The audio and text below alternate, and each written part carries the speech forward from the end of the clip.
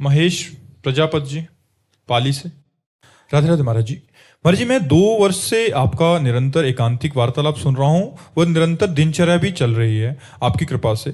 लेकिन महाराज जी, तृणादपि सुनिचेन तरोरपि सहिष्णुना अमानिनान मानदेन कीर्तना सदाहरी जैसी अवस्था में धारण मैं कर पाऊं, ऐसी मेरी स्थिति नहीं है। हर वक्त मन दूसरों के दोषों में ही लगा रहता है। ये बहुत गलत बात है। परदोष दर्शन, परदोष कथन और परदोष श्रवण ये साधक को कभी आगे नहीं बढ़ने देते, भ्रष्ट कर देते हैं।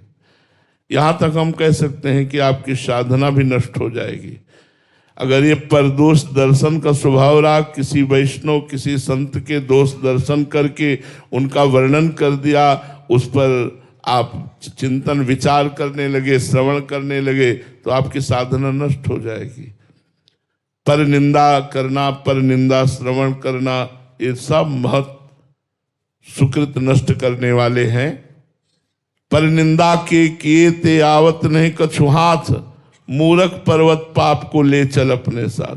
दूसरों का दोष दर्शन, दूसरों की निंदा का कथन, दूसरों की निंदा का श्रवण, हाथ तो कुछ लगना नहीं, पाप की पोटरी बांधकर नरक जाना होता है। भक्तन निंदा अति बुरी, भूल करे जिन कोय, किए सुकृत बहु जन्म के छिन्न में डारे खोए।